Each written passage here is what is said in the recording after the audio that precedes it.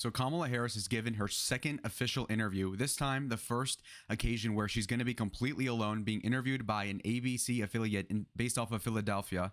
What a coincidence, in fact, that the ABC debate that was hosted was also the same news organization she's choosing to have an interview with, given how seldom she even does these.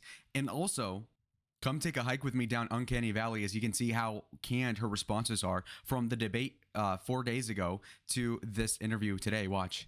Again, the aspirations and the dreams. I believe in the ambition, the aspirations, the dreams of the American people. I was a career prosecutor for most of my career. I started my career as a prosecutor in creating an opportunity economy where it's about investing in areas that really need a lot of work. I intend to create an opportunity economy. Well, I'm obviously not Joe Biden. Clearly, I am not Joe Biden. That the vast majority of us as Americans have so much more in common than what separates us. We all have so much more in common than what separates us. I mean, talk about Groundhog's Day. I mean, what the hell? I mean, it's like you were specifically told to repeat the same talking point over and over again, separated by over 100 hours. What the hell is going on? We have an off-the-cuff moment by Kamala, I think, prior to this interview in Philadelphia. Let's see what she says. How are you feeling about Pennsylvania? I am feeling very good about Pennsylvania because there are a lot of people in Pennsylvania who deserve to be seen and heard. That's why I'm here in Johnstown. And I will be continuing to travel around the state to make sure that I'm listening as much as we are talking. And ultimately, I feel very strongly that got to earn every vote. Yes. And that means spending time with folks in the communities where they live. Good stuff. And how are you feeling? Good stuff, Kamala. Wow. Oh my God. Talk about winging it. You know, this is probably why she didn't want to do a town hall debate on Fox, right? You know, doing off the cuff, unscripted speeches, really, or unscripted questions and answering them. Interesting, because, you know, 30 seconds of her unadulterated and raw, and this is what you get. But anyway, let's get to the interview. So let's begin. She's being interviewed again by an ABC News affiliate. In fact, I mean, look at her here. I mean, she's totally not on any sort of Adderall, any sort of medication. Let's go. Okay. Okay, wonderful. Good. Awesome. Madam Vice President, pleasure to meet you. Thanks for your time today. Our audience appreciates your time as well. of course. As you know. Ooh, what was that? Was that Adderall jaw? Hold on a second. Takes one to know one. Let's see. Look at her jaw go like this. Watch. It's very low key. Pleasure to meet you. Thanks for your time today. Smile. Okay, smile. Pull back. Here is where you go. You smile. You go. Okay, this is what you're supposed to do. Now watch what happens. Audience appreciates your time as well. Of course. As you know. Of course. The fuck was that, man? Coke? Oh, we're sitting here in a state and arguably in front of an audience that 54 days from now could decide the outcome of this presidential election. Yeah. You hear it more than I do. People want to know more about you and about your specific plans. At the debate the other night, you talked about creating an opportunity economy. Mm-hmm. I wonder if we can drill down on that a little bit. When we talk about bringing down prices and making life more affordable for people, what are one or two specific things you have in mind for that? Well, I'll start with this. I grew up a middle-class kid. Okay, first and foremost, the question was, how are you specifically going to create an economy XY, and what are one or two things to really flesh this out? She doesn't address it right away. First faux pas. Second of all, body language. She has her shoulders tucked in, which is really disconcerting.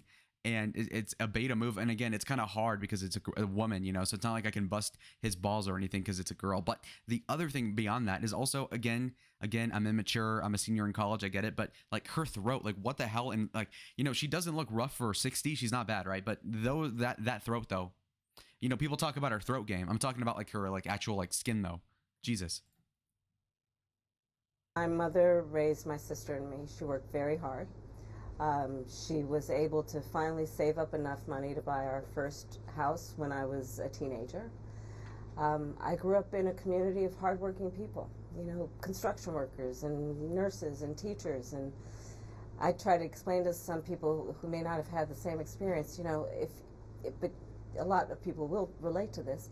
You know, why did she keep looking down right, to bottom right? You know, typically people, when they're talking about pop psychology, they'll say, you know, if they're lying, they're looking, let's say, upper right or upper to the left. She's looking down to the right. Somebody in the comments, let me know what that means, okay? Like the video too, if you like this sort of approach. Very autistic, but I think some people like it. Now, when it comes to her diction, explaining something such as like, oh, I'm middle class. Some people might not understand that. She was trying to come off as condescending to Donald Trump, but inadvertently sounds out of touch. Like, oh yeah, some of you guys don't get me. I'm middle class. It's like, okay, well, why are you protesting? Why, the lady doth protest too much. Why do you care so much to say that? Plenty of politicians and plenty of people generally were in the middle class, but to be reiterating this in every interview, the two that exist, by the way, in the debate, is a little disconcerting. Like, why do you have to talk about this? I would never lead an interview by like, hey guys, by the way, I think women are so hot, I'm so straight. It's like, well, why do you have to say that? Like, that's a given. Margot Robbie, she's so hot. It's like, okay, but can we nail down what we're talking about? I grew up in a neighborhood of folks who were very proud of their lawn. What the fuck? What? And she thinks that's something profound, right? Neighbors that really cared about their lawn. What? Who's ever used that saying? That's not even a saying. It's just like her thinking she relates to people. And she's like double fisting the air as if like she really got something done. Really? And I was raised to believe and to know that all people deserve dignity. And that we as Americans have a beautiful character. Oh my God, she is such a bad actress. Such a bad actress, man. We have such amazing character. Are you Tarzan? And then like the way that she tries to look serious too. Serious, but it's fake. We have ambitions and aspirations and dreams, but not everyone necessarily has access to the resources that can help them fuel those dreams and ambitions. So when I talk about building an opportunity economy, it is very much with the mind of investing in the ambitions and aspirations and the incredible work ethic of the American people, and creating opportunity for people, for example, to start a small business. My mother, worked long hours, and our neighbor helped raise us. We used to call her, I still call her, our second mother. She was a small business owner. I love our small business owners. I learned who they are from my childhood, and she was... Who talks in that way? I love small business owners. I know one person that was a family friend that was a small business owner. Therefore, it's literally like, I'm not racist and my best friend's black. And it's like, dude, why do you have to talk about it in that sense? Donald Trump gets characterized as, like doing that same thing where it's like, I love the blacks. There's one black guy in a sea of white people in my rally. I love him. But at least when Trump does it, even though that is like out of touch and like as a caricature, it's still pretty funny. Whereas with Kamala, it just comes off as like disconcerting and weird. Really odd. A community leader, she hired locally, she mentored. Our small businesses are so much a part of the fabric of our communities, not to mention, really, I think, the backbone of America's economy. So my opportunity economy plan includes giving startups a $50,000 tax deduction to start their small business. It used to be $5,000. Nobody can start a small business with $5,000. But investing in people's innovative ideas and giving them the ability to go for it. Opportunity economy means, look, we don't have enough housing in America. We have a housing supply shortage. And what that means, in particular for so many younger Americans, the American dream is elusive. It's just actually not attainable. So part of my plan is to work with the private sector and housing developers to give them a tax credit, to be able to partner with us as the government to build, and my goal is 3 million new homes by the end of my first term. In addition, to help people who just want to get their foot in the door, literally, and so giving first-time home buyers a $25,000 down payment assistance to be able to just get in the door, and then they will do the work that they need to do to save and to pay that mortgage and to build wealth for themselves and their family. These are some examples of what I mean when I talk about an opportunity economy, and a lot of it has to do with just the community I was raised in and the people that I admired who... Ooh, okay, look, I'm not even gonna like, I'm a Trump guy, obviously, but like those past like 60 seconds were pretty good, honestly. Like $25,000 whatever, $50,000 startup thing. These are actual tangible things. And she concretely promised 3 million homes over the span of 4 years, all that. So that actually is a good, obviously I disagree with what she said, but at least she said something material. Whereas now she's going to do her politician shtick of like, yeah, and I really love you voters, you brokies. Yeah, I love you middle class people. It's so off-putting. Work hard. and deserve to have, their dreams fulfilled because they're prepared to work for it. What a condescending liberal attitude. Man, these broke people, they really try. I think we should let them have the shot. It's like, dude, what the fuck? Like, really? That's not the thing you need to talk about. It's more so like these people have been screwed by a myriad of different things. And yes, they're hardworking and they will explode economically in a good way if we do X, Y, and Z, kind of like the Trump methodology when it comes to proselytizing his message. Whereas Kamala is saying in a condescending way that a lot of liberals are too stupid to pick up on, which is, yeah, I mean, you folks are kind of incompetent, but, I'm going to ease these methods. We're going to give you tax rebates and all this other shit, and that's going to save everything. And I really admire you guys because, like, my auntie 50 years ago really was nice. Okay. At the debate and at previous I am speeding this up. I cannot take it. On the past. I'm speeding it up by 30%. You're talking about a new way forward. Yeah. I think some people have a question, given maybe your current role as Vice President of the United States, how different you are from Joe Biden. And so I wonder if there are one or two spots, policy areas or approaches where you would say, I'm a different person. Well, I'm obviously not Joe Biden. And, Cringe. I offer a new... What the fuck was that, man? Well, I'm obviously not Joe Biden. And that's not a good look, by the way. You're supposed to, and I understand Joe Biden sucks, and so you're supposed to like try to find a middle ground between not dissing your boss and also like trying to vie up for a new job, which takes like it's a Herculean task, obviously. So I understand if she can't pull it off, right?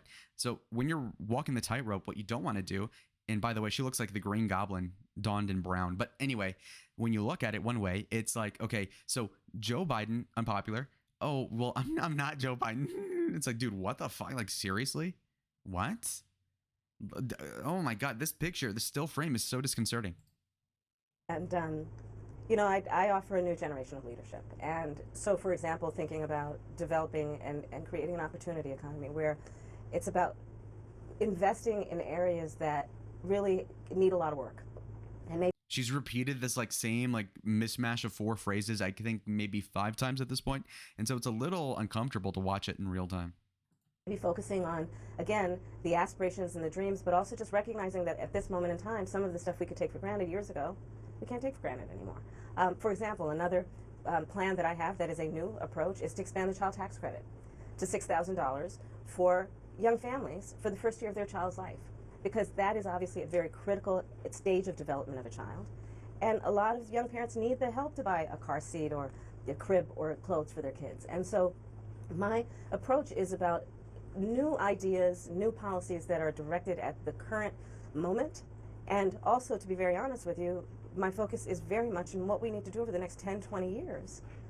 Okay, so decent job with the child tax credit. Obviously, I disagree with that, but also keep in mind that that child tax credit only covers the first year, which is honestly oddly moderate of a position. Like, that's kind of crappy, low key. Because when you say like I'm gonna give a $6,000 tax credit, I up until recently thought, oh, so $6,000 per kid for like 18 years. That's actually a substantive difference for middle class people. But apparently it's only for the first year, which is a negligible difference, frankly, as that is again the tax credit is already I think $3,000, and so you're adding maybe $3,000. So it's really you're giving $3,000 of less taxes to a family in like maybe 3 separate years for the average family over the span of about 20 years. So it's not really even something they would even notice.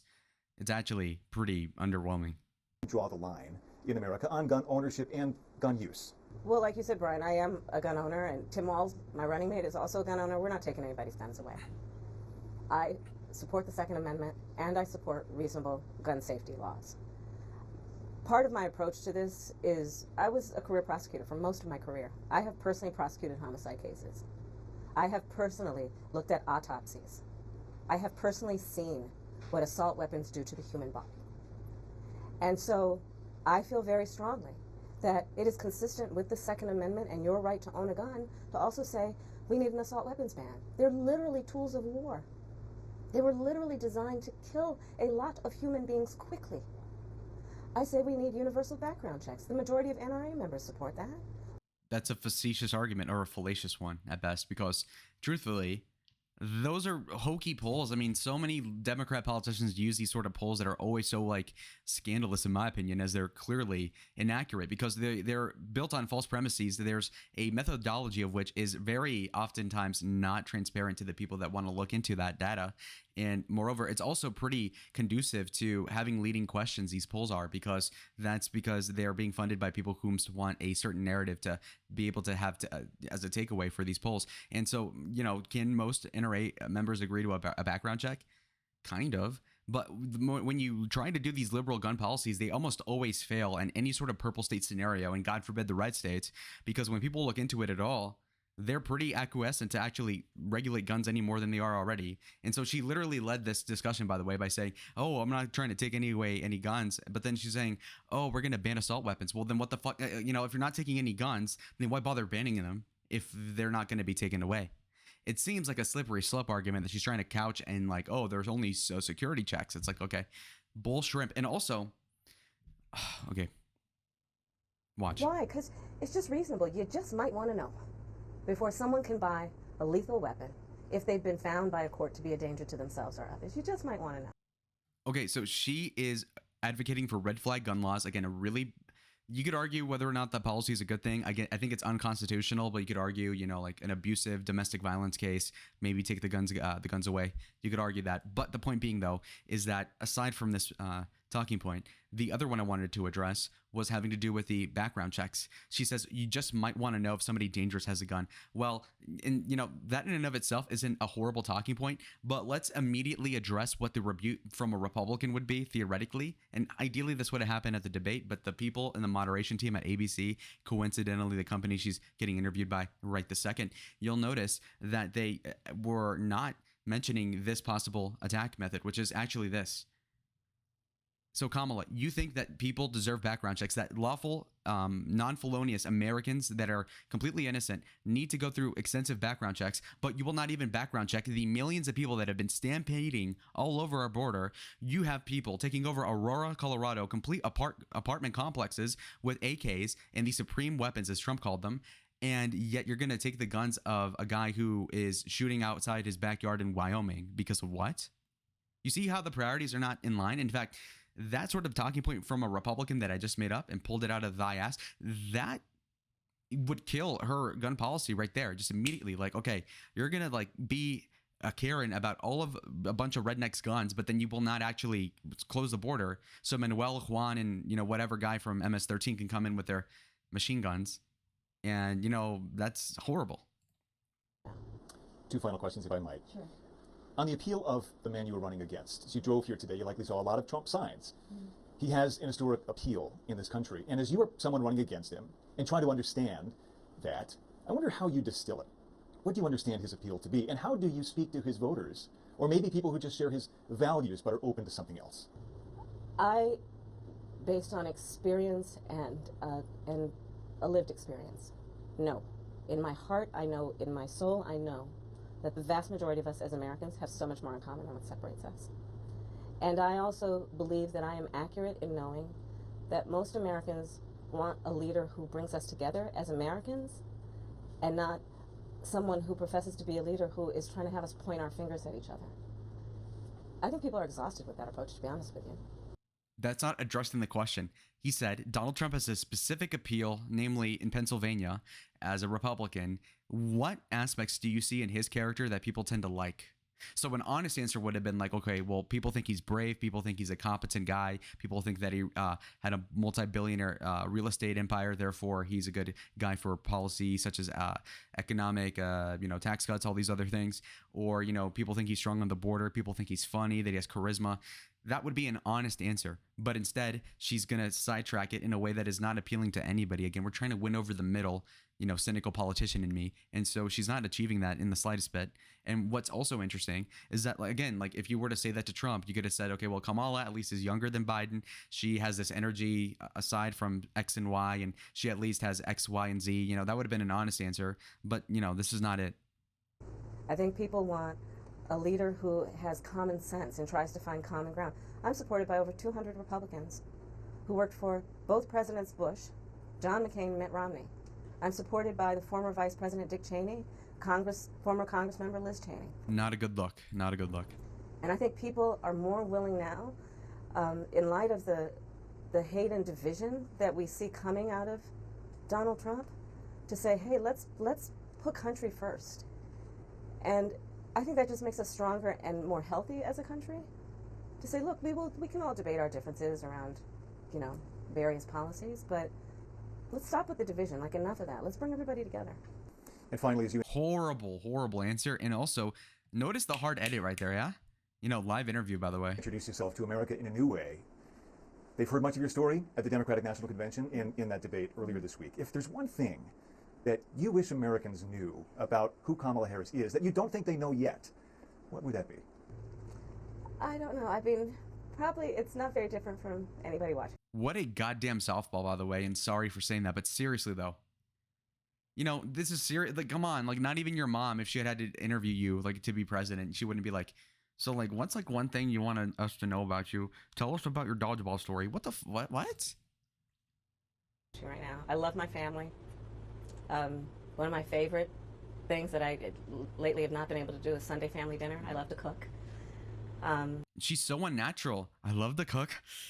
Like, why do you talk like this? And why do you, like, gesticulate and also move your neck and all this, like, jaw movement? It's so disconcerting. Again, I'm not going to beat the gay allegations, but what the fuck is this, like, lipstick she has on? Like, dude, what? Like, who told you you look good? It just looks so odd, man. It looks so odd. Ugh, man. I hate her so much. Sorry, but Lately, come I've on. not been able to do a Sunday family dinner. I love to cook. Bruh, imagine you're, like, on a Tinder date and the bitch goes like, and I love to cook. Like, what? What the? I have incredible friends. My best friend from kindergarten is still my best friend. Oh, great. Oh, thank you. Oh, yeah, good to know, Kamala. Yes. Oh, yeah, your best friend from like 1969. Oh, yeah, perfect. Yes, okay, now I'm voting for you. Perfect answer. Booyah. I think that, I mean, I have a career that really, and I said it the other day, you know, as a career prosecutor, I never asked a victim of crime, were they a Republican or a Democrat. The only thing I ever asked them is, are you okay? Oh, that didn't land. First of all, her emotive actions are just not really congruent with what she said. And then twofold, she also said this thing almost verbatim at the debate. So it just makes it look cheap that you're repeating it that soon after. 3 would be that what does that have to do with that situation? Like, oh, I'm a great person, you know, pat on the back because I, as a prosecutor, supposed to be, you know, nonpartisan basically. Never went up to a certain victim of a crime or something and then said, hey, are you Republican or Democrat? Well, first of all, who the fuck would even say that? Okay. Would even David Duke say that? Like, you know, would even the most partisan, you know, far right, far leftist be like, or Bernie Sanders, oh, are you a Democrat? Are you okay? You know, person that just got abused. Are you politically, like, what? What a non sequitur. Pat on the back for something that, like, is, like, you know, I don't even know. And I think that's the approach that most Americans want, regardless of who they voted for in the last election, in terms of turning the page and charting the way forward. I imagine you're looking forward to cooking Sunday dinner again. I am looking forward. Yes, I am looking forward to cooking with the. Tell me this is not like the leaving rehab interview. Not that I would know, but like seriously, like I imagine like you're getting off of like a coke habit and they're like, okay, aren't you so excited to play basketball with your uncle again? And it's like, dude, what the fuck? You're supposed to be the president in a few months. If so, what the hell are we in for, man? The whole family gets involved. The kids each have their role. Yeah. Well, it's a That beautiful. sounds so fucking fake. The whole family gets involved for the Sunday dinner. Everybody has their little role. Have you seen her kids, by the way? They're adults, so I get to say it. Have you seen Kamala's stepchildren? I don't even know what gender they are, especially one of the ones with the glasses. Jesus. Ugh. Beautiful family. Makes Hunter And we thank you Biden's for your family time. look Pleasure normal. meeting you. Thank you, Brian. so much. Thank you. Thank you all. Wonderful. Thank you, guys. Why are her eyes like that, man? What is she on, bro? Yeah. Her eyes look like... This is my Kamala face. My lord. So yeah, basically that was a pretty extensive analysis as to what happened in that Kamala interview. The first interview she's actually done solo. The Tim Walz one, she was kind of using him as like a right tackle against whoever the hell was doing the interview back then.